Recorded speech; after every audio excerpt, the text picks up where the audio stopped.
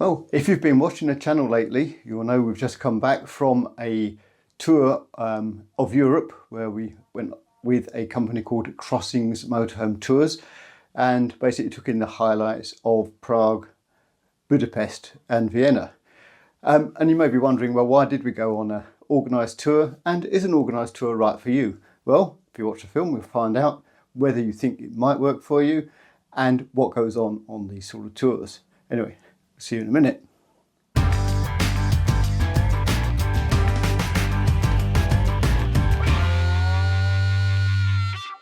Well, hello and welcome to another edition of Our Wolfie's Wheels. If you've been following the channel recently, you would have seen a number of videos following our exploits when we went on a motorhome tour of Europe, where we took in the highlights of Prague, Budapest and then on to Vienna. And we did that with a company called Organised Motorhome Tours. I did say in those videos that I'd actually sort of do a bit of a review of whether or not motorhome tours are a good, bad or indifferent thing and what you can expect on such a tour. Something I will say up front is that this is not in any way a product placement for any company I might mention, and nor has anything been paid for by any company I might or might not mention during the making of this film. It's entirely based on our own views and experience of motorhome tours. Well, okay, Wolfie, I hear you saying, what is your experience of organised motorhome tours? And we've actually now been on 4. We've done 2 with the Camping and Caravanning Club and 2 with a small company called Organised Motorhome Tours. So we've done 4 and they've been first one we went to was around the Normandy D-Day landing beaches. The second one was a month-long tour of Italy, the Italian lakes, down to Florence, Siena, Rome, Sorrento. So it was quite an extensive tour. And then we did, and both of those were with the Caravan and Camping Club. And then with Organised Motorhome Tours, we've done a tour of Poland, where we basically sort of went around pretty much the edge of Poland, right up to the Baltic coast. And then we've just come back from this other tour with them, where the highlights of the tour were really Budapest, Vienna and Prague. Or actually Prague, Budapest and Vienna, if you want it in the right order. So the question is, should I, as in you, go on one of these organised motorhome tours or not? And I think it's very, very fair to say right up front that these are not tours for everyone. For example, if you're the sort of person who likes to do their own thing, drive around and decide almost on the spur of the moment where they want to go and stay, and if they like the place to stay another couple of days or not and things like that, then I've got to be honest, these tours are not going to suit your requirements. These tours are for more people, probably a bit more like me, who do like a bit more structure around what they do. And not everybody does. I do. I really don't like not knowing where I'm going to be going next or what I'm going to find when I get there. I'm quite happy to go to new places and things, but I do kind of just need this little shell around me that helps me know where I'm going is going to be okay, as opposed to it could be anywhere. And if you don't like rolling like that, then fine.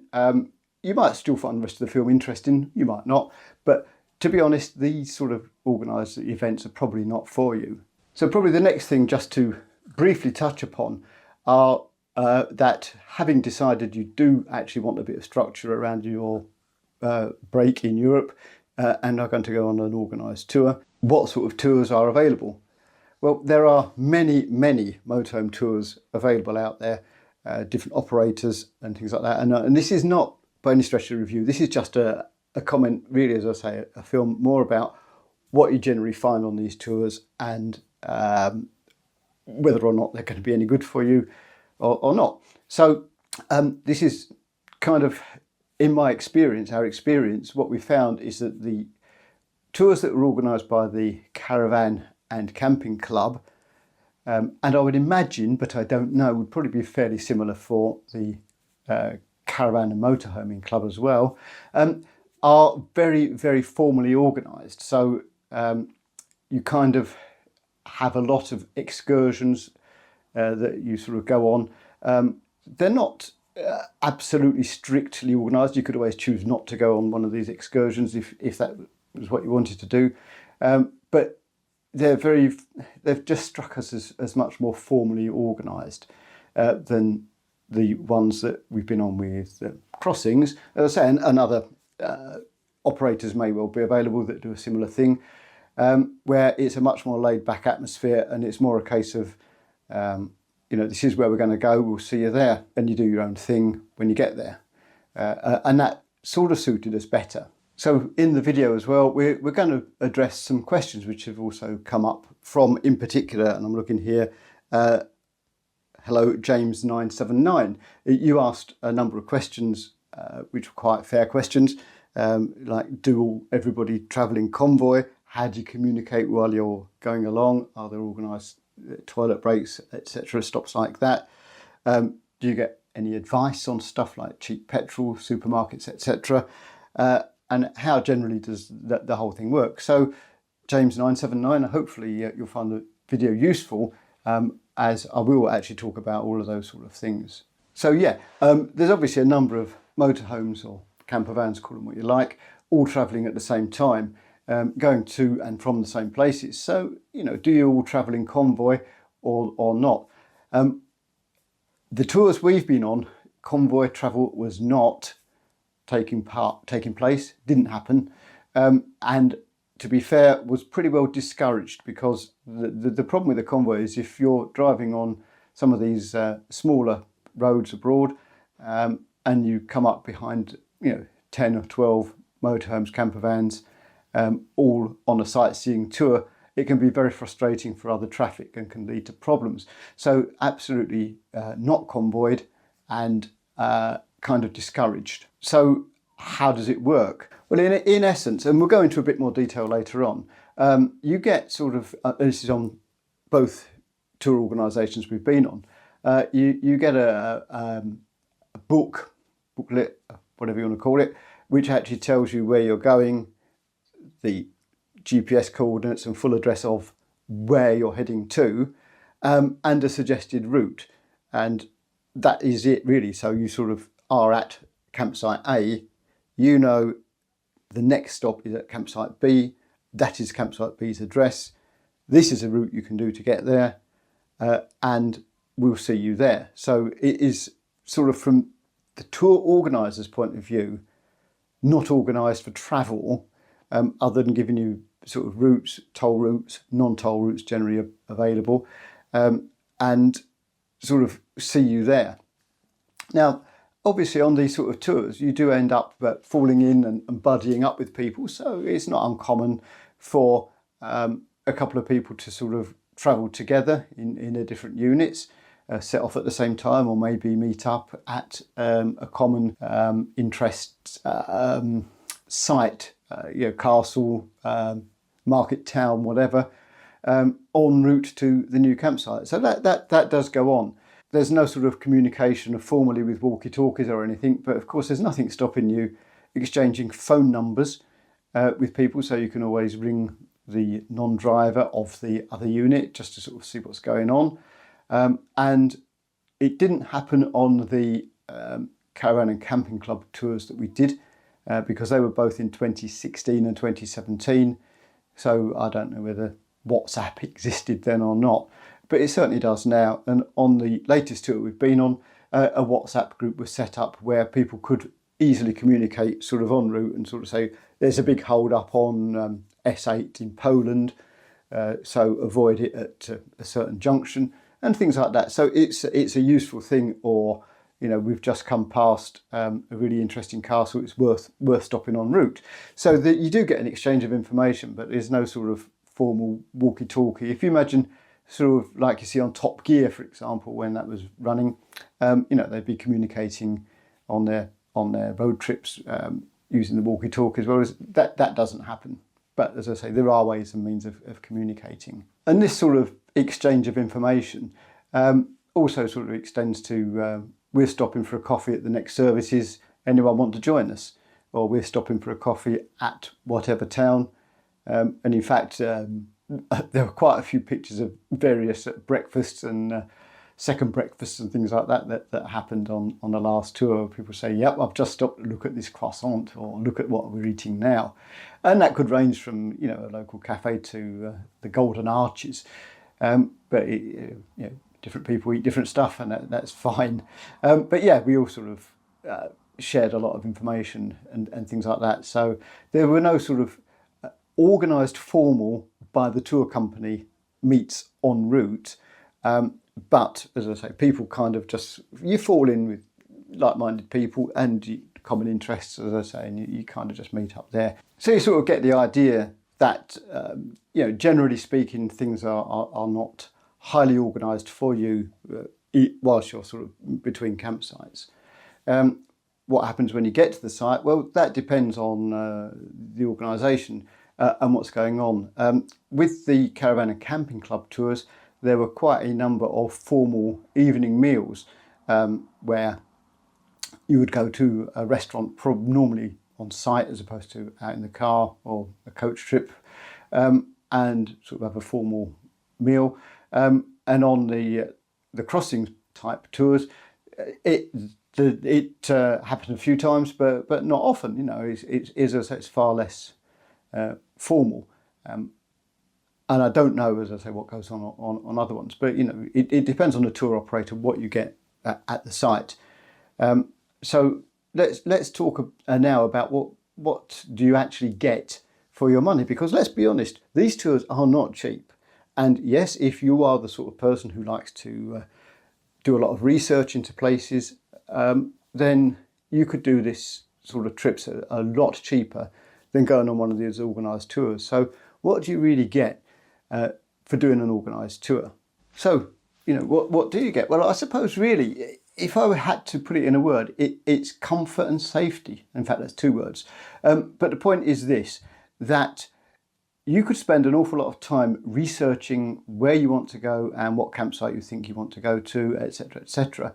But on these organised tours, the campsites are already selected for you. With the certainly crossings motorhome tours, and it probably, as I say, happens on the other smaller non-club based tours, all the campsites are personally visited and vetted by the tour organiser and company owners in this case. So we went, for example, at the last tour, we stayed in Hungary at a place called Lake Balaton. Now, Lake Balaton is a tourist hotspot, I suppose, for the Hungarian people. It's really nice, and I can understand why a lot of people want to go there. And there were, in fact, 5, I think, camping and caravan sites at the resort. I say resort, you know, it's a lake, so it's sort of dotted around the side of the lake. But certainly in the area we were looking at, which was Badacsony, there were a number of options which you could have taken. Now, I find when I'm touring in the UK, you might go to somewhere, you know, a popular place, I don't know, Stratford-on-Avon, for example, and there's loads of caravan sites at Stratford-on-Avon, club sites, non-club sites, and you choose one, but you don't know whether actually is this the best site for what I want, or is it just okay? And would I have been better on that one half a mile down the road, or should I have stayed at the one just down the road that way, or I don't know. And you don't know. All you know is the experience of the one you've got. Whereas on these tours, because the people involved are so heavily invested, both emotionally and I guess financially, it's their own company, they go to the campsites, they will visit all of the campsites in the area, and they will select the campsite that they consider is the best for the purposes of the tour. Now, the best might not mean it's got the nicest showers. It might not mean it's got the best restaurant. It might not mean this, it might not mean that. But what it kind of means is out of the campsites available for what they know their tour group want to be doing, bearing in mind that will be public transport generally, it will be, I don't know, quiet, it will be whatever. They know their sort of market. They know that the site that they've chosen to put us on is actually the best one for those purposes. So, you know, you do get that real comfort blanket that actually you couldn't really do any better in the area than you are, even if the site is a bit meh. By which I mean, for example, we stayed in Budapest. Now, the Budapest campsite well, it wasn't great. I mean, it is what it is. But you're told this up front. So it isn't that it's a bad campsite. It's just that there aren't any good campsites. So it's more like a massive car park and with shower blocks and things like that. But it was well located. It was clean. It was basic. It had electric, it had showers, it had washing machines. Everything that you might want was there. But it was just a bit car parkish almost. But that was not anything to do with the tour. It's just that when you actually look at the sites, that is the best that you could do in that area for the purposes of going into Budapest. So you can't sort of say, oh, well, all the sites are great and they're 5-star and they're this, they're that. They're not, and they never will be. But you know that it's the best that is available on a practical level for what is required. So you get that, and that is, to me, is worth the money. And whether or not, if you book direct with these campsites, you'd get them cheaper, I have no idea. But the thing is, you wouldn't know what the campsites are, although there is a cunning thing, which I'll mention a bit later on, which, you know, you will know where they are.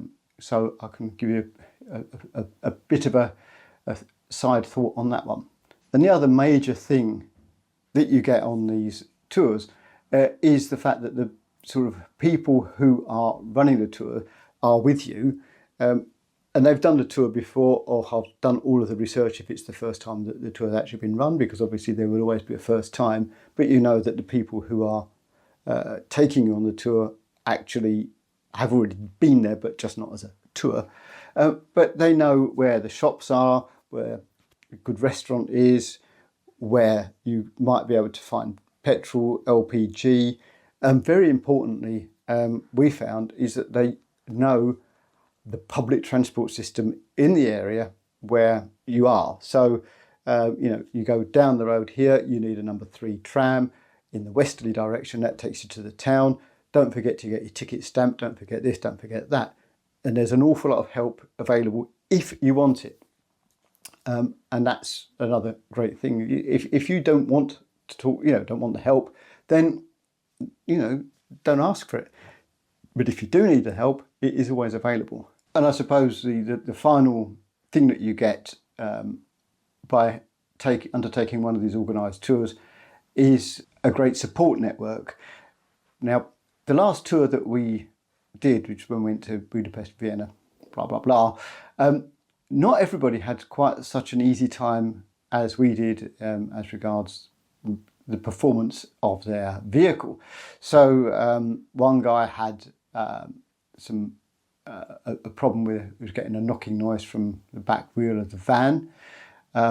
Somebody else had the misfortune to ground out and actually drop the fresh water tank off the back of the van because it just caught as they were going up a slope and it snapped through the straps. And somebody else's clutch went. So in all of those circumstances, because we were on an organised tour, the tour people, the tour leaders, were able to help point these people in the right direction, help them find, not just from their own breakdown covers, but, you know, help them through that whole process. For example, when the couple lost their water tank, well, the tour leaders turned around, went back, helped sort the problem out, waited with them while the rescue, you know, the RAC, I can't remember, but, you know, the roadside service people turned up and helped them resolve the issue. Now, yeah, of course, you didn't need that, but the point is, you're in a foreign country, you don't necessarily speak the language, but you've got these people who have got your back, and that's the thing. You just feel, whatever's going on, someone's got my back here. And as I say, not everybody wants that. Personally, I like that, and that's why I think for us these tours are good and worth paying for. Okay, so you sort of see what you get from, if you like, a feel sort of perspective, but physically, what do you get? Well, you know, it isn't all about t-shirts and kiss me quick hats that they provide and things like that. That's not the purpose. But what you do get is tour pack, sort of this sort of thing. And this is the tour pack actually from the Polish tour we did. And as you can see here, it's split into two parts. The second part there is the actual day-to-day guide, whereas the first part is actually now, leaping through it, general information. Now, this general information part here, you might think, well, that's incredibly dull, and why do I need that? Well, believe me, you need to read that. If you're going on one of these tours, anything they send you, read, ask questions, understand, because it's very, very important. The part one includes things like, well, we're going to go through whatever country, and in country A, you will need a low emission sticker. In country B, you will need a toll tag. In country C, you will need a different sort of box. In country D, you will need a vignette, a permit to even be there, and things like that. Now, you wouldn't necessarily know that, or there's an awful lot of research to know that sort of thing. So, for example, when we were in Hungary, you needed a vignette, which is effectively a road tax that you had to buy to have your vehicle in that country legally. And the other advantage of that part one guide, now the recent tour we did, I mean, you saw that was the Polish tour from 2019, and part one was in the paper pack. The part one of the latest tour actually arrived via email, and it was, rather than print it out, you could read it online, which was fine. But the other good thing it does is it gives you all the websites that you need to know to find out how to get the vignette, so or a critère sticker or whatever. Now, if you put in critère sticker for France into Google, the top things that come back are not necessarily the proper site. And if you click on one of those, just because it's at the top, you think, oh, it must be right, it will easily take you to a site where you have to still provide all of the information, but they'll charge you €40 for doing it for a €5 sticker. The tour packs give you actually the website of the government's official website where you will get these things. Found this, when I looked using these proper sites, it did take you to the right site every time. But if you Googled it, that site might be halfway down the page, and you'd never think that was the right one, because to me, if it's at the top of the page, it must be the formal site, but oh no. So, you can save yourself a lot of heartache and aggravation just by you literally following the instructions here and using the websites that they tell you to go to, and not another one. Nearer the time, you would actually get the part two of the guide, which is sort of here. And this has got the details of the different campsites and tells you what you're doing on the different days. So, as you can still see here, it tells you, the night before the tour where we're going to be stopping, meeting points, and then the day one ferry details, and all the ferries are included on these tours. And if they're not, they tell you what tolls and ferries aren't included. Monday directions, there you go. We've calculated the toll route, the non-toll routes, and tells you here how to get there, or the non-toll route overview and the non-toll route. Then, what you can actually do on the way. So, you could go to Arras, Vimy Ridge, Circuit de la Souvenir, Cambrai, this place, all these other places down here, which you can actually do. That's just on the first day, en route to the campsite. And, basically the whole tour is organised like that. So it sort of tells you where you're going, what the campsite is, a suggested route, and what you can do on the way. And as I say, this is really what you're paying for on these tours. The fact that somebody's done the research already, and they know where you should go to on the way and where's going to be a waste of your time. What motorhome parking is like there, they generally will know that sort of thing. Can I take the motorhome? No, park here, and go in on the local transport and things like that. So this is really what you're buying with these organised tours. And as I keep saying, you can do all of this on your own if you want. And I fully accept these aren't for everybody, but for us, they really suit us. And although you get the maps and the routes in there, I think you would be just as well to get some sort of other maps, like these Michelin maps of the country you're going to, or even this sort of much more sort of granular map of the country you're going to, because it's you could get away without these, but again, as I say, it's a bit of comfort really, and I like to have those. And although the routes are marked out in very good detail in the tour guides, we generally used on the latest tour Google Maps through the phone, because it gives you real-time traffic data. So whilst the route sort of shown in the guide might have been fine when the guide was put together a few months earlier, they obviously won't know that last night a certain road was cancelled or closed due to a landslide and things like that. And yeah, it does happen. You know, when we're going through Germany, there were a number of roads were closed due to flooding and things like that. But that can't possibly, and you can never expect that to be picked up. Although, to be fair, the tour guides did know what was going on and would come around and give you sort of that sort of level of advice to sort of say, we think such and such a road is likely to be closed, so you might need to find an alternative. Are you happy to find your own alternative, or do you want us to help you do it? And this is the level of support you get on these sort of things. So next question is, I suppose, well, how do I know what tour I might want to go on? And I'm only going to look here at how Crossings Motorhome Tours do things, because they're the people we've got the most recent experience with, and therefore just easier for me but to let you know how that particular organisation works, and how you can do the research. And as you can see here, they do a brochure with the 2024 tours in, Welcome to Crossings, and it has in there, as you can see here, the different tours they do. And once you look through the brochure, and let's just sort of have a look here at, for example, the Lake Garda tour, the dates of the tour, obviously, how much it's going to cost you, and what's included and what isn't included.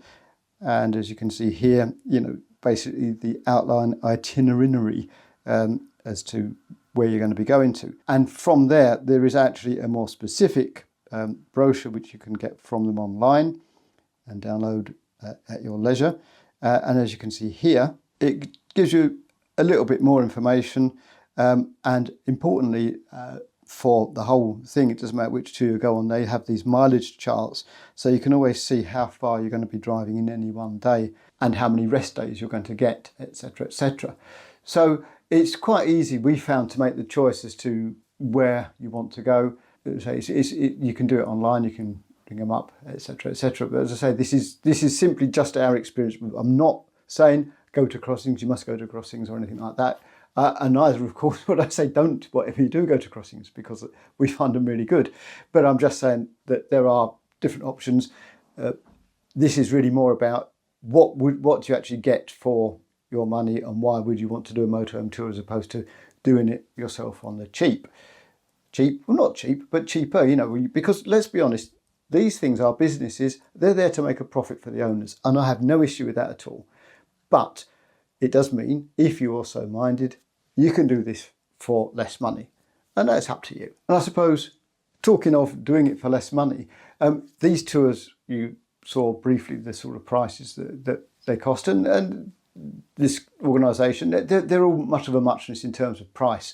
It's not a big thing, but of course, once you've done the tour, you have got all the information still. So this year, for example, we did the Budapest, Prague, Vienna tour. I really enjoyed the Poland tour, and I actually wanted to do the Poland tour again. But Mrs. Wolfie said, well, actually, we've got all the information. So if you want to do the Poland tour again, you've got the details of all the campsites you went to. You won't have any backup, but you can just do it. So yeah, of course. So it's a bit almost like a sewing pattern or a knitting pattern. It might seem expensive to buy the pattern, but once you've got it, you can make that garment as many times as you see fit. And just as these things are, once you've got the tour guide and you've done the tour once, you can go back as many times as you want. And if you found, well, actually, I didn't like that particular town, personally, for me, that would be Budapest, I would just cut it out, and I might spend more time somewhere else instead. But the thing is, you've got a good idea and a good overview of where to go, etc., etc. But what you won't have, of course, is the backup. So, in summary, are these tours a good thing or not? Well, as I said earlier, it really does depend on you and your outlook on life.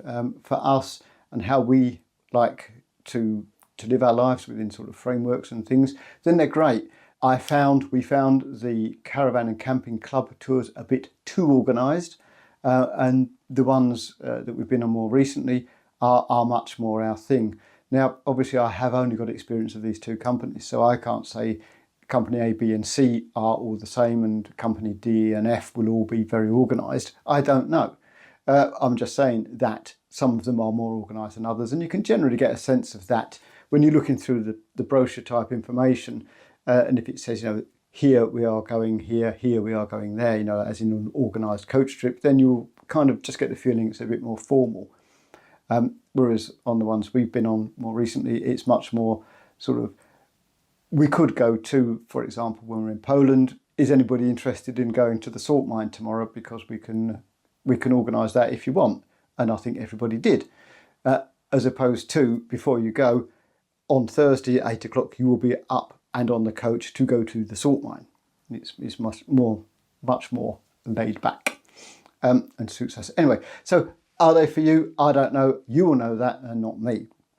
So that's that. So really, I suppose it just remains for me to say, if you're still here and still watching, thank you very much. And thanks for watching and giving me your time. I know time is a precious commodity.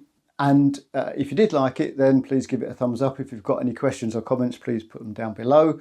And in the meantime, as I say, thanks so much for watching. Share it, give it a thumbs up, tell your mates. You could even subscribe, helps the channel. And I look forward to seeing you in a future episode of Our Wolf is Wheels. Bye.